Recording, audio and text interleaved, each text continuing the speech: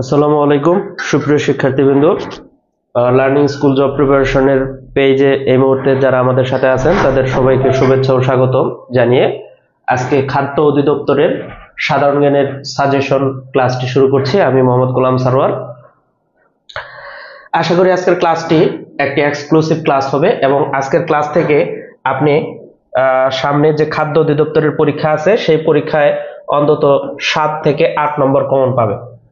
তো এই বিষয়টি যদি শেষ পর্যন্ত আপনারা ক্লাসটা করেন তাহলে আপনারা অনেক উপকৃত হবেন এবং এই উপকারটা যেন সবাই গ্রহণ করতে পারে এই জন্য আপনারা সবাই একটু দয়া করে যারা আমাদের সাথে আছেন একটু দয়া করে শেয়ার করে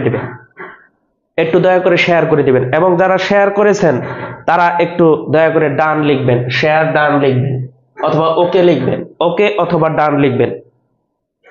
অনেকে আমাদের সাথে যুক্ত হয়েছেন, তাদের সবাইকে স্বাগতম জানাচ্ছি, ধন্যবাদ জানাচ্ছি। আমাদের সাথে যুক্ত আছেন রিমা শীল স্যার, এই এক্সামের কি ডেট দিছে? হ্যাঁ, আমাদের অচিরেই এই এক্সামের ডেটটা দিয়ে দিবে, এই জন্য আমরা প্রস্তুতির জন্য ক্লাস নিচ্ছি। তারপর আমাদের সাথে যুক্ত আছেন ANM শামসুল আলম। ইনশাল্লাহ স্যার এর বাইরে পড়বো না, এর বাইরেও পড়বেন কিন্তু এই বিষয়গুলো একটু জোর দিয়ে পড়বেন।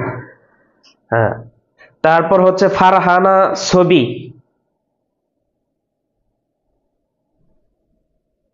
আকলিমা আখি শেয়ারডান। হ্যাঁ ওকে, যারা আমাদের সাথে যুক্ত আছেন তারা সবাই একটু দয়া করে শেয়ার করে দেন, একটু দয়া করে শেয়ার করে দেন, সবাই যেন ক্লাসটি দেখে উপকৃত হয়। এবং যারা যারা শেয়ার করেছেন তারা ওকে অথবা ডান লিখেন। এবং কে কোথা থেকে জয়েন করেছেন এটা একটু দয়া করে আমাকে জানাবেন, কে কোথা থেকে জয়েন করেছেন, কোন জেলা থেকে বা কোন জায়গা থেকে জয়েন করেছেন তারা একটু দয়া করে সবাই আমাকে বলবেন। ওকে, পরীক্ষা কি এমসিকিউ হবে? হ্যাঁ, উপপরিদর্শকের পরীক্ষা এমসিকিউ হবে ইনশাআল্লাহ। ওকে, তাহলে আমরা শুরু করব। প্রথমে আপনাদেরকে একটা শর্ট সাজেশন আমি দিয়ে নিচ্ছি, যেটা আপনারা আসলে কি কি বিষয় পড়বেন সেই পড়াশোনার বিষয়টা আমি একটু বলে দিচ্ছি। তাহলে আমাদের সাধারণ জ্ঞানের দুইটা পার্ট থাকে আপনারা জানেন, সেটা হচ্ছে বাংলাদেশ বিষয়াবলী। তো বাংলাদেশ বিষয়াবলী কোন বিষয়গুলো পড়বেন, আর আন্তর্জাতিক বিষয়াবলী কোন বিষয়গুলো পড়বেন, এটা আমরা আগে একটু নিশ্চয়তা দিই আপনাদেরকে।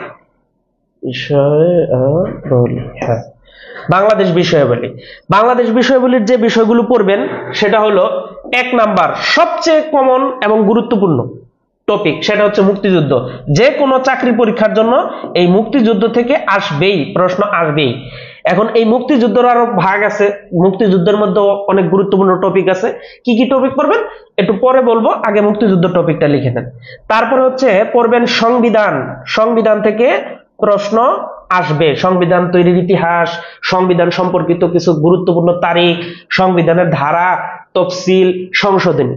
জাস্ট আমি যে বিষয়গুলো বলবো ওই বিষয়গুলো আপনারা পড়বেন, দেখবেন পরীক্ষা ইনশাআল্লাহ অবশ্যই কমন পাবেন।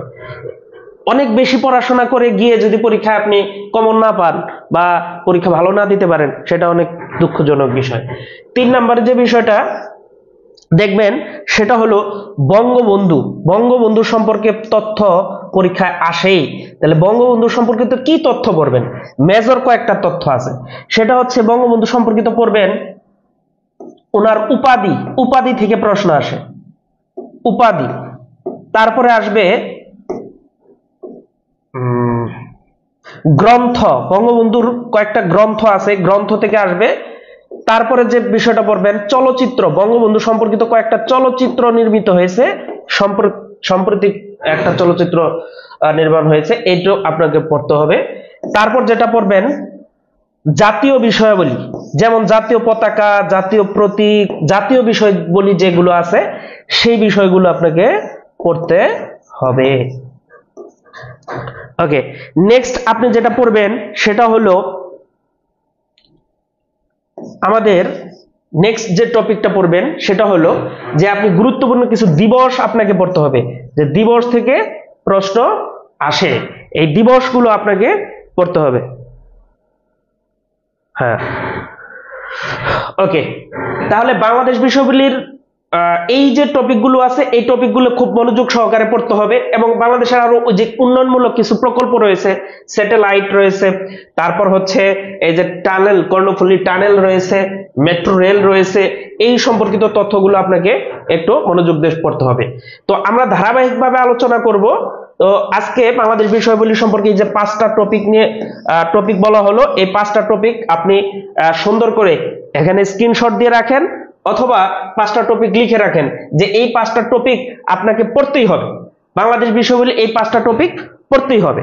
এরপরে আমি একটু ছোট করে এদিকে একটু আন্তর্জাতিক বিষয়াবলী একটু ছোট করে লিখবো, যে এইখানে আপনাকে আন্তর্জাতিক বিষয়াবলী যেটা পড়তে হবে সেটা হলো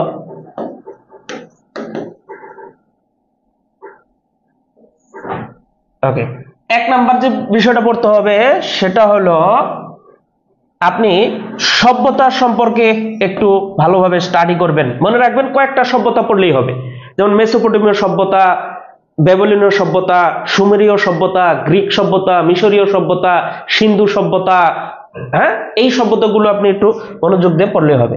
তারপরে পড়তে হবে আপনার প্রণালী, প্রণালীটা পড়বেন কারণ বিগত সালে প্রণালীগুলো থেকে প্রশ্ন আসছে।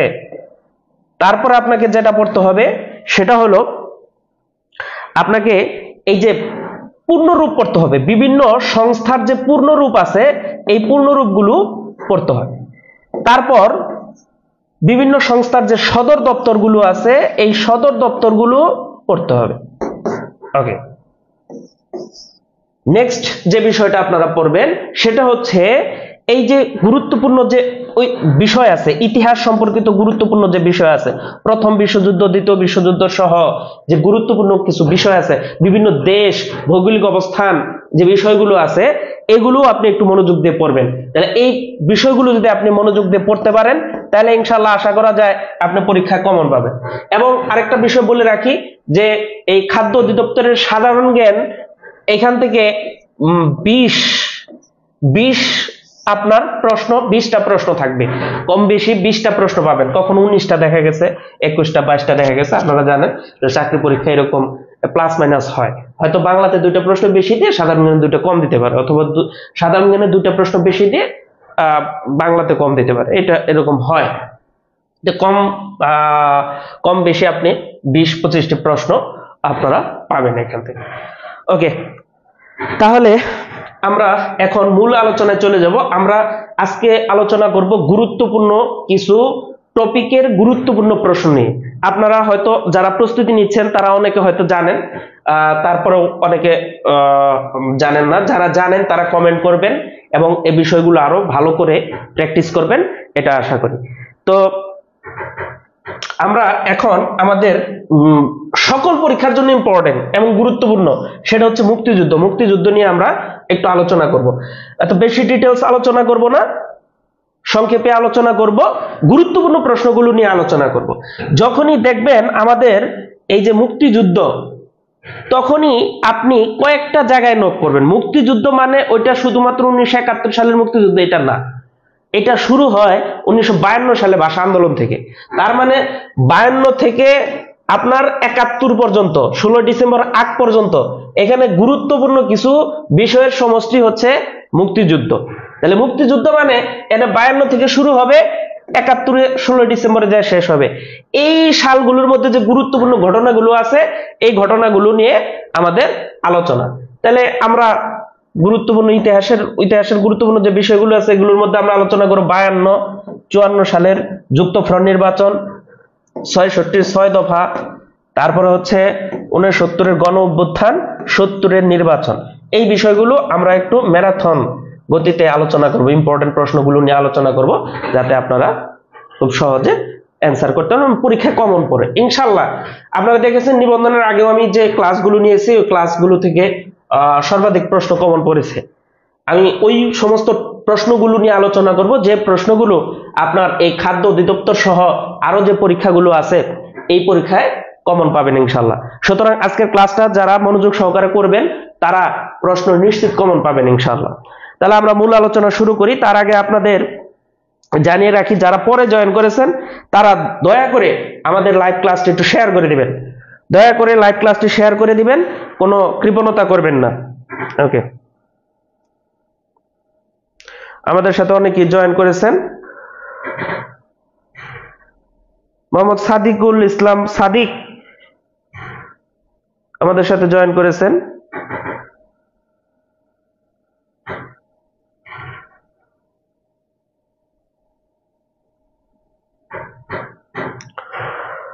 ওকে, তাহলে আমরা শুরু করি, মূল আলোচনা শুরু করি। আমরা 1952 সালের ভাষা আন্দোলন থেকে শুরু করব।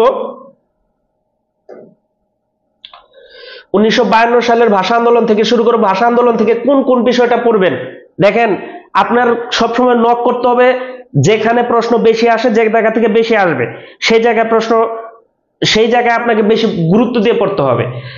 ওকে, তাহলে আমরা 1952 সালে ভাষা আন্দোলন দেখি। ভাষা আন্দোলন থেকে একটা প্রশ্ন কমন আসে খুবই গুরুত্বপূর্ণ, সেটা হচ্ছে রাষ্ট্রভাষা বাংলার জন্য প্রথম দাবি তোলেন কে?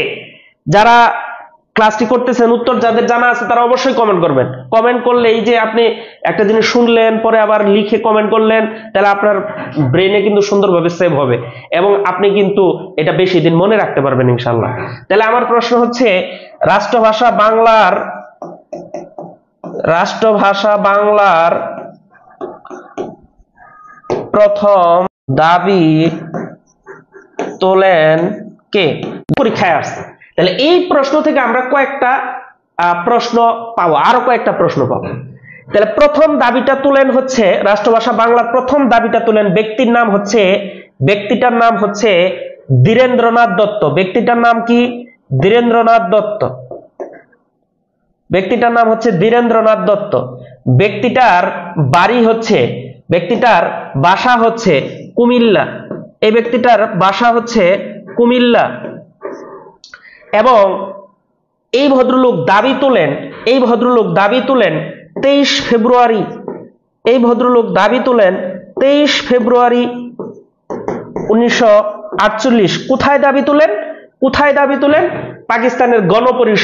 পাকিস্তানের গণপরিষদে তিনি দাবি তোলেন।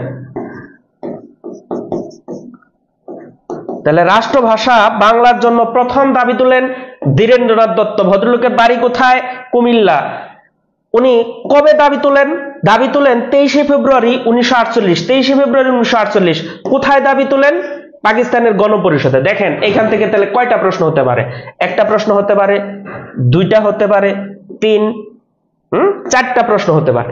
তাহলে রাষ্ট্রভাষা বাংলার প্রথম দাবি তোলেন কুমিল্লার ধীরেন্দ্রনাথ দত্ত 23 ফেব্রুয়ারি 1948 পাকিস্তানের গণপরিষদে। সুতরাং আপনারা যদি এইভাবে পড়েন তাহলে ইনশাআল্লাহ প্রশ্ন পাবেন, আপনারা কমন পাবেন, সর্বাধিক কমন পাবেন। তাহলে 52 ভাষা আন্দোলন থেকে গুরুত্বপূর্ণ একটা প্রশ্ন হচ্ছে, রাষ্ট্রভাষা বাংলার প্রথম দাবি তোলেন কে? ওকে, এই প্রশ্নটা সবার কাছে ক্লিয়ার কিনা? সবাই একটু দয়া করে জানাবেন। ক্লাস শুরু হওয়ার কথা 8টায়, 8:30। হ্যাঁ, 8:30 শুরু হবে। আজকের ক্লাসটা একটু আগে ভাগে শুরু হয়ে গেছে। ওকে, ক্লিয়ার? যারা এই বিষয়টি স্পষ্টভাবে বুঝেছেন তারা দয়া করে প্লিজ একটু কমেন্ট করে জানিয়ে দেন ওকে কিনা, ক্লিয়ার কিনা। হ্যাঁ, জিনাত সুলতানা ক্লিয়ার, সবিতা আক্তার সেবা ক্লিয়ার। হ্যাঁ, ধন্যবাদ। ওকে, ধন্যবাদ। আমরা নেক্সট বিষয়ে চলে যাই। সেটা হলো, আমাদের নেক্সট বিষয় হচ্ছে খুবই একটা ইম্পর্টেন্ট প্রশ্ন, যেটা বিসিএস পরীক্ষাও আসছে এবং অন্যান্য চাকরি পরীক্ষা আসার সম্ভাবনা আছে। সেটা হচ্ছে 1952 সালের পূর্বে পাকিস্তানের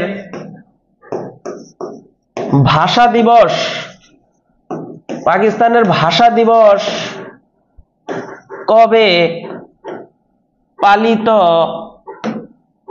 হতো? এখানে আমি লিখি 1952 সালের পূর্বে পাকিস্তানের ভাষা দিবস কবে পালিত হতো।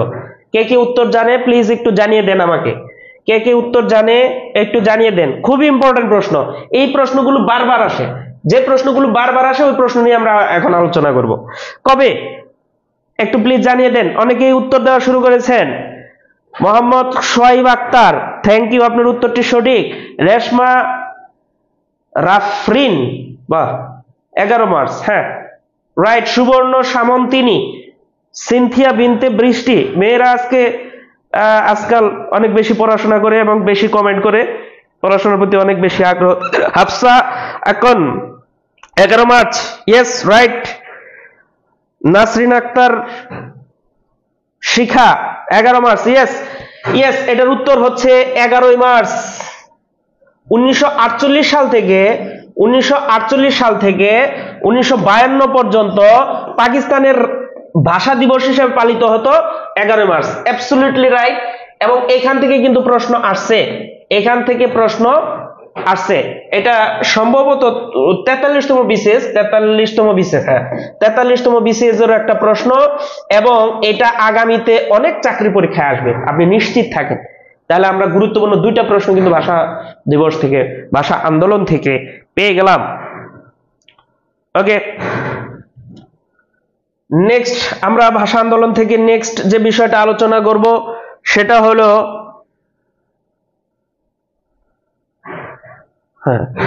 নেক্সট যে বিষয়টা আলোচনা করব সেটা হলো ভাষা আন্দোলন থেকে আরেকটা গুরুত্বপূর্ণ বিষয় আসে, সেটা হচ্ছে ভাষা আন্দোলনের প্রথম সংগঠন কোনটি? ভাষা আন্দোলনের প্রথম সংগঠন কোনটি? ভাষা আন্দোলনের, খুব ইম্পর্টেন্ট, মনোযোগ দিয়ে দেখবেন, ভাষা আন্দোলনের প্রথম সংগঠন কোনটি? ভাষা আন্দোলনের প্রথম সংগঠন কোনটি? উত্তর হচ্ছে তমুদ্দুন মজলিস। তমুদ্দুন, বানানটা ভুল লিখে ফেলা,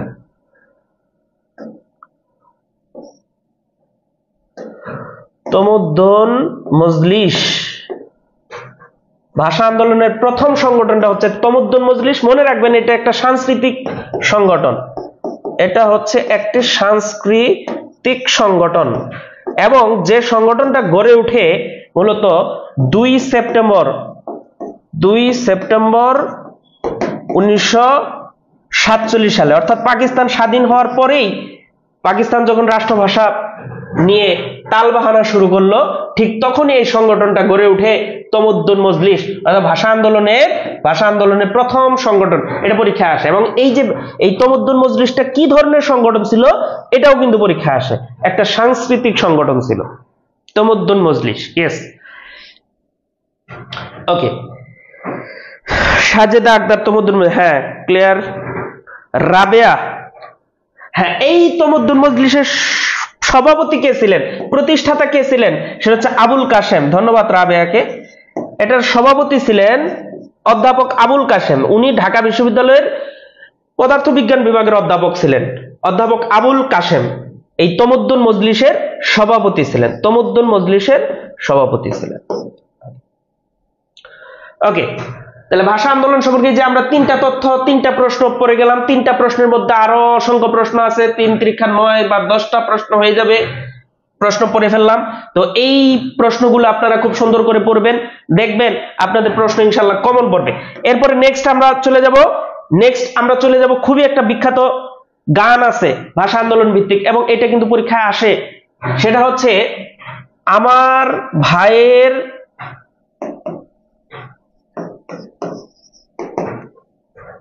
রক্তে রাঙানো,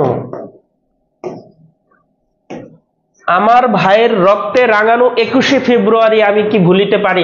আমরা 21শে ফেব্রুয়ারিতে এই গানটা গাই এবং এই গান থেকেই কিন্তু আমাদের প্রশ্ন আসে। দেখেন কোথা থেকে প্রশ্ন আসে। এই গানটার গীতিকার কে? গীতিকার মানে কি? গীতিকার মানে রচয়িতা। এই গানটা যে লিখছে, গানের রচয়িতাও বলা হয়, গীতিকারও বলা হয়। তাহলে আমরা দেখব গীতিকার বা রচয়িতা একই কথা, রচয়িতা।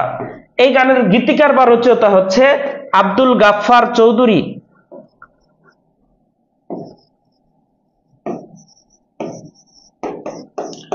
আব্দুল গাফফার চৌধুরী। ওকে, 2 নাম্বার হলো এই গানটির প্রথম সুরকার কে? খুব ইম্পর্টেন্ট প্রশ্ন, এগুলো আসে পরীক্ষায়। প্রথম সুরকার, এই গানটির প্রথম সুরকার হচ্ছেন আব্দুল লতিফ।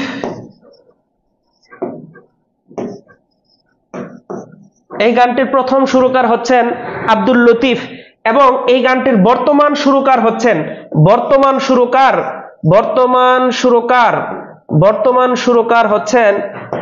আলতাফ মাহমুদ হচ্ছেন বর্তমানে। এই প্রশ্ন আসবে পরীক্ষায় যে এই আমার ভাইয়ের রক্তে রাঙানো 21শে ফেব্রুয়ারি গানটির গীতিকার বা রচয়িতাকে আব্দুল গাফফার চৌধুরী, প্রথম সুরকারকে আব্দুল লতিফ এবং বর্তমান সুরকারকে আলতাফ মাহমুদ। এই প্রশ্নটা খুবই ইম্পর্টেন্ট, ইনশাআল্লাহ আপনারা দেখবেন। অনেকে কমেন্ট করতেছেন, তাদেরকে ধন্যবাদ। যারা জানেন তারা কমেন্ট করবেন, কারণ কি কমেন্ট করলে আপনার প্রস্তুতি হবে। কমেন্ট করা মানে রিভিশন করা। কমেন্ট করবেন, আমি ইনশাআল্লাহ কমেন্টগুলো পড়ব। শিল্পী রানী রয় লিখেছেন বর্তমান সুরকার আব্দুল লতিফ।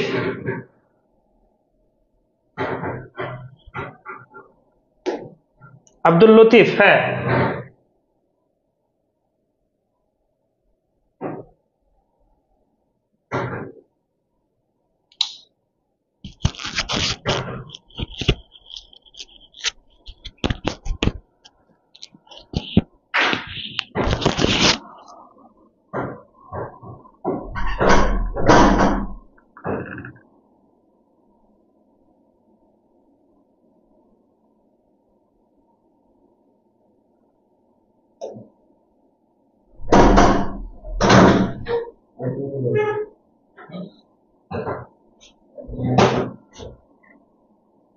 আপডেট সব দেখেন এই সম- আপডেট হবো বলেন বলেন যে কম্পিউটার টার্ম দিলে তোমার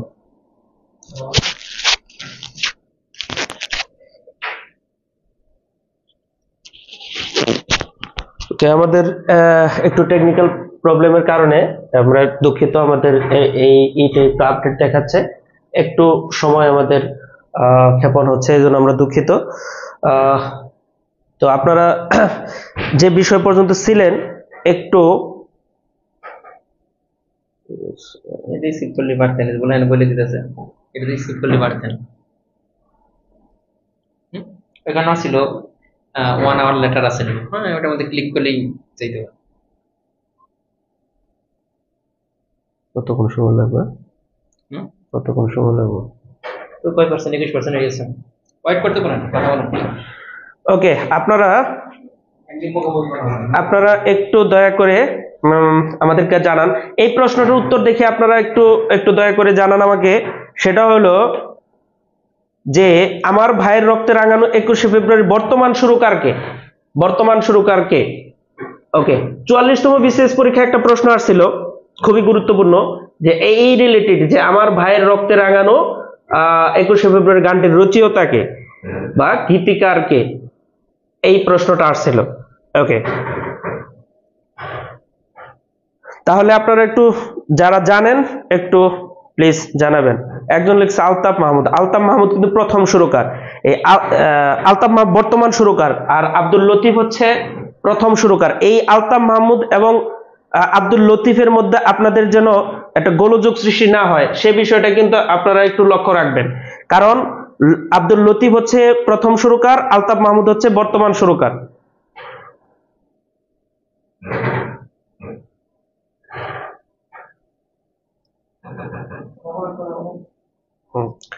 ওকে, আপনারা এই 52 আরেকটা বিষয় আমি বলেছি, এর আগেও বলেছি, সেটা হলো এই যে 1952 সালে ভাষা আন্দোলন ভিত্তিক যে সাহিত্যকর্মগুলো আছে, এটা একটু দয়া করে দেখে যাবেন। সাহিত্যকর্ম অনেক আছে, তার মধ্যে গুরুত্বপূর্ণ যে সাহিত্যকর্মগুলো আছে এটা আপনারা একটু পড়তে হবে। যেমন ধরেন যে প্রথম সাহিত্যকর্ম, যেমন প্রথম নাটক, প্রথম গল্প, প্রথম উপন্যাস, হ্যাঁ, প্রথম সংকলন, এইখান থেকে প্রশ্ন আসে। এইখান থেকে আপনারা একটু দয়া করে দেখে যাবেন। যেমন ধরেন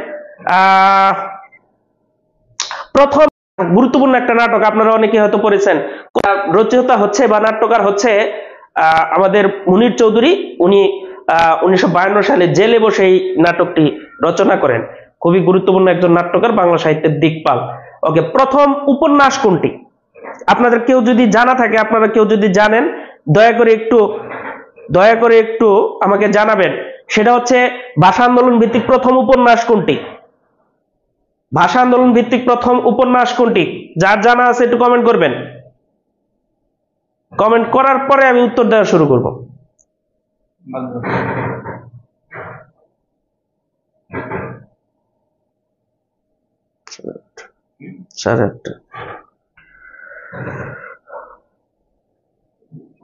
ওকে, আমরা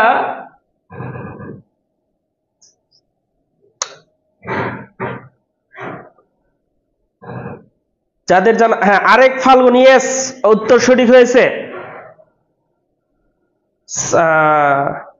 সিনথিয়া বিনতে বৃষ্টি, আরেক ফাল্গুন, হ্যাঁ, thank you.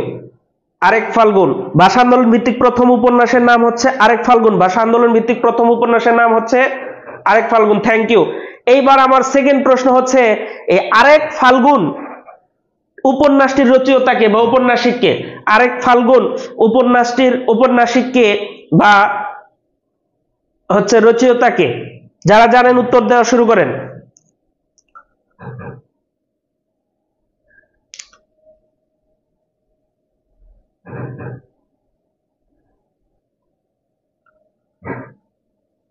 Zahir Raihan, yes, Zahir Raihan. Hafsa Akon, Zahir Raihan, yes, thank you, উত্তর সঠিক, Zahir Raihan, thank you. Okay, এবার নেক্সট কোশ্চেন, ভাষা আন্দোলন ভিত্তিক প্রথম কবিতা কোনটি? ভাষা আন্দোলন ভিত্তিক প্রথম কবিতা কোনটি? ভাষা আন্দোলন ভিত্তিক প্রথম কবিতা কোনটি? যারা জানেন কমেন্ট করবেন, যারা জানেন কমেন্ট করবেন। ভাষা আন্দোলন ভিত্তিক প্রথম কবিতা কোনটি? ভাষা আন্দোলন ভিত্তিক প্রথম কবিতা কোনটি? লিয়ামণি, হ্যাঁ অবশ্যই। হাসান সারা, আপনার উত্তরটি ভুল হয়েছে, জহির রায়হান হবে। হিমা রয়, জহির রায়হান, হ্যাঁ থ্যাংক ইউ, জহির রায়হান। হ্যাঁ, আমি প্রশ্ন করেছিলাম ভাষা আন্দোলন ভিত্তিক প্রথম কবিতার নাম কি, এটা উত্তরটা আপনারা অনেকে দেওয়া শুরু করেছেন। শিল্পী রানী রয়, ইয়েস। কাঁদতে আসিনি, ফাঁসির দাবি নিয়ে এসেছি।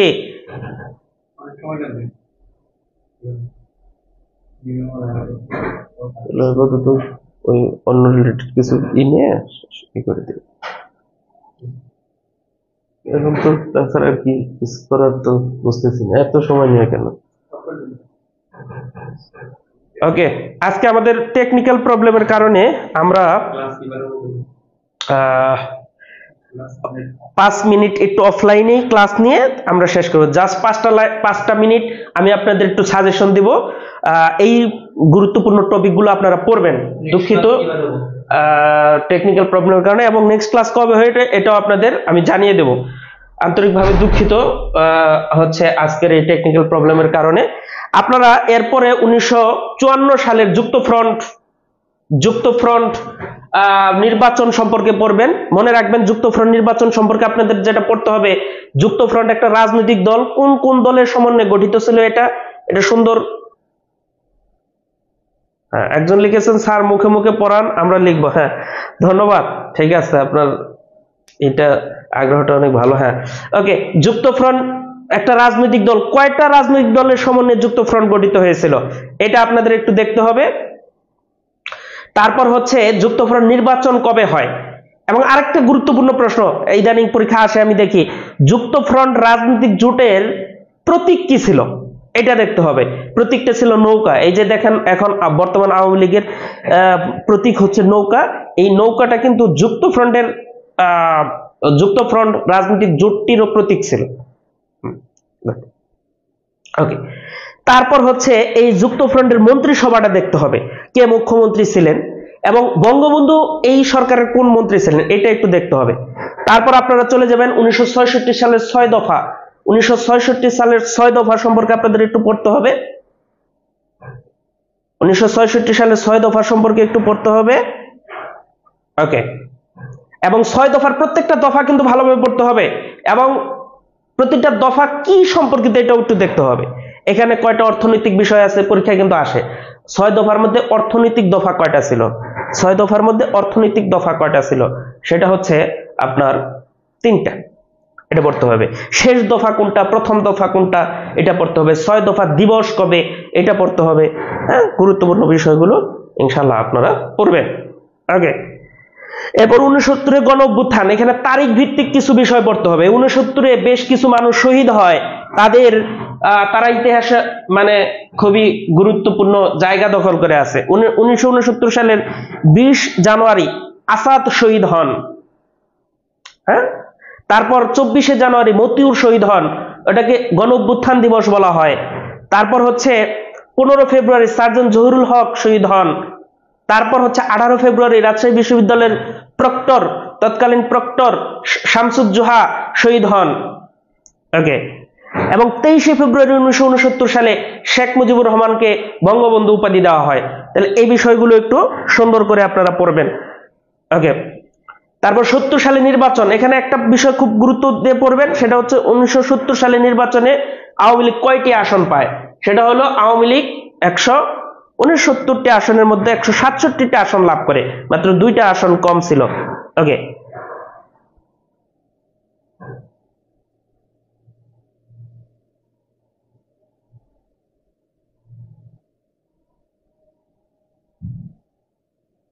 ওকে, এবার আমরা দেখব 1971 সালে চলে যাব আমরা। 1971 সালে মার্চ মাস, মনে রাখবেন মুক্তিযুদ্ধের মধ্যে এই যে 9 মাসের মধ্যে সবচেয়ে গুরুত্বপূর্ণ মাস ছিল কিন্তু মার্চ মাস এবং এপ্রিল মাস। মার্চ মাসে 2 মার্চ পতাকা উত্তোলন করা হয়। কে পতাকা উত্তোলন করেন? শাহজাহান, আসম আব্দুর রব পতাকা উত্তোলন করেন এবং ঢাকা বিশ্ববিদ্যালয়ের বটতলায় উনি পতাকাটা উত্তোলন করেন, ওটা পতাকা উত্তোলন দিবস নামেও পরিচিত। ওকে, তারপর 1971 সালে 3 মার্চ 1971 সালে 3 মার্চ কি করা হয়? স্বাধীনতার ইশতেহার পাঠ করা হয়। স্বাধীনতার ইশতেহার পাঠ করেন শাহজাহান সিরাজ, এই জিনিসটা আপনারা মনে রাখবেন। তারপর 7 মার্চ ঐতিহাসিক ভাষণ দেওয়া হয়। শেখ মুজিবুর রহমান ঐতিহাসিক ভাষণ দেন এবং ভাষণে 4টা দফা উল্লেখ করেন। এই 4টা দফা আপনারা একটু গুরুত্ব দিয়ে পড়বেন, মনোযোগ দিয়ে পড়বেন, সুন্দর করে পড়বেন। ওকে, তারপর এপ্রিল মাসে আপনারা দেখবেন মুজিবনগর সরকার গঠন করা হয় 10 এপ্রিল। তারপর 17 এপ্রিল মুজিবনগর সরকার শপথ গ্রহণ করে। এই বিষয়টা একটু দেখবেন, সেক্টরগুলো পড়বেন, খেতাব পড়বেন, ইত্যাদি বিষয় আপনারা পড়বেন। ওকে, এবার বঙ্গবন্ধু সম্পর্কিত, বঙ্গবন্ধুর উপাধি, গ্রন্থ এবং বঙ্গবন্ধু সম্পর্কিত চলচ্চিত্র এগুলো পড়তে হবে। সংবিধান সম্পর্কিত কিছু ইতিহাস, সংবিধানের ইতিহাস সম্পর্কিত কিছু তারিখ পড়বেন, গুরুত্বপূর্ণ তারিখ আছে এখানে আপনারা একটু পড়বেন। ওকে, যেমন 10 জানুয়ারি বঙ্গবন্ধু স্বদেশ প্রত্যাবর্তন দিবস, স্বদেশে প্রত্যাবর্তন করেন। এসেই 11 জানুয়ারি উনি কি করেন? অস্থায়ী সংবিধান আদেশ জারি করেন। ওকে, এরপর আরো গুরুত্বপূর্ণ তারিখ আছে 23 March, 10 April, 11 April, 12 October, 4 November, 16 December. এই তারিখগুলো পড়বেন এবং সংবিধানের গুরুত্বপূর্ণ কিছু ধারা আছে, ওগুলো ক্লাসের মধ্যে আমরা শেষ করব। তো আজকে টেকনিক্যাল প্রবলেমের কারণে আমাদের ক্লাসটি মানে বোর্ডের মাধ্যমে নেওয়া যাচ্ছে না, বিধায় আমরা আন্তরিকভাবে দুঃখিত। আপনাদের ক্লাস, নেক্সট ক্লাস এবং প্রতিনিয়ত ক্লাস হবে, এই ক্লাসের শিডিউল তৈরি করা হয়ে গেছে। এই ক্লাসগুলো আপনাদের খুবই তাড়াতাড়ি হবে। আগামী ক্লাসগুলো হবে 8:30টার সময় হবে এবং প্রতিদিন 8:30টায় হবে এবং প্রতিদিনই নিয়মিত ক্লাস হবে এবং বাংলা ইংরেজি সাধারণ জ্ঞান ক্লাস কিন্তু প্রতিনিয়ত পেয়ে যাবেন। 8:30টা থেকে আমাদের ক্লাস হবে। আজকে আধা ঘন্টা আগে শুরু হয়েছিল, তবে টেকনিক্যাল প্রবলেমের কারণে আমাদের ক্লাসটা নেওয়া গেল না। আপনারা প্রতিদিনই 8:30টায় আমাদের পেজে এসে ক্লাস সুন্দর মনোযোগ সহকারে ক্লাস করবেন এবং আমাদের কিন্তু প্রতিনিয়ত ক্লাস হবে এবং ক্লাসে আগামী যে পরীক্ষাগুলো আছে ওই পরীক্ষা সম্পর্কে দিক নির্দেশনামূলক ক্লাস হবে। অর্থাৎ আমাদের ক্লাসগুলো পড়লে আপনি পরীক্ষায় কমন পাবেন, কারণ কমন উপযোগী বিষয়গুলো নিয়ে আমরা উপস্থিত হব, হাজির হব, যেন আপনাদের আগামী পরীক্ষাগুলো, অসংখ্য পরীক্ষা আছে, আপনারা জানেন খাদ্য অধিদপ্তর সহ অনেক পরীক্ষা আছে, এই পরীক্ষা ভালো করার জন্য আপনারা অবশ্যই প্রতিদিন 8:30টায় আমাদের পেজে আসবেন এবং পেজে আমাদের ক্লাসগুলো করবেন। এক্সক্লুসিভ ক্লাস হবে, সবাই মনোযোগ দিয়ে করবেন, তাতে আপনারা পরীক্ষায় অনেক ভালো রেজাল্ট করতে পারেন, পরীক্ষায় সর্বাধিক প্রশ্ন কমন পাবেন ইনশাআল্লাহ। তো সবাইকে